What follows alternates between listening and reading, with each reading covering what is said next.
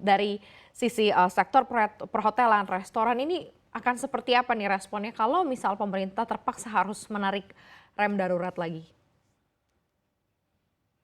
Ya, pertama, kalau jika nanti, akan terjadi pemerintah itu menarik rem darurat, ini kalau pemerintah melakukan DKI Jakarta, tentu berdasarkan pengalaman di tahun 2020, eee, impact-nya itu pasti akan terjadi di seluruh Indonesia. Ini kan sudah ada cerminnya pada saat tahun 2020 bulan Maret ya, sudah kita lakukan sampai juga pada saat, bulan Juni lalu walaupun, sudah terjadi pelonggaran namun DKI Jakarta masih melakukan PSBB, tentu, pergerakan terhadap, kalau di sektor usaha hotel, itu akan, terdampak secara nasional. Itu yang akan terjadi nanti kalau misalnya, ditarik rem darurat dan kami pun di sektor, usaha hotel ini sebenarnya kan memang sudah lebih dari 1,5 tahun memang sulit untuk tumbuh ya, Ya. karena, pergerakan itu masih, terus, ada pembatasan seiring dengan peningkatan Covid, gitu Mbak. Kalau dilihat dari kondisi saat ini hotel, restoran nih, sudah bisa dikatakan sudah cukup pulih atau belum sih Pak Maulana? Artinya walaupun belum kembali normal, tapi sebenarnya ada demand lagi sebenarnya yang cukup, meningkat. Dan kalau misalnya Anda disuruh milih nih, lockdown, pilihan atau tidak? Artinya adalah, cukup setuju atau tidak nih kalau dari industri?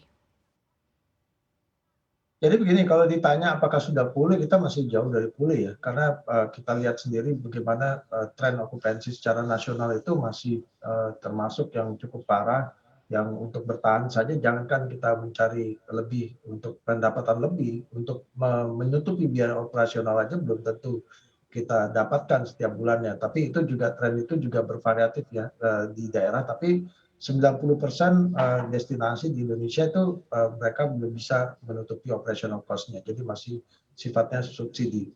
Nah, kemudian kalau ditanya, disuruh pilih, tentu kami pasti akan memilih, tidak melakukan lockdown. Karena begini, di sektor, kami, di bisnis kami tentu juga memiliki, kewajiban, baik itu terhadap, tenaga kerja dan seterusnya ya. Sama dengan pemerintah juga memiliki kewajiban terhadap ASN-nya dan masyarakat.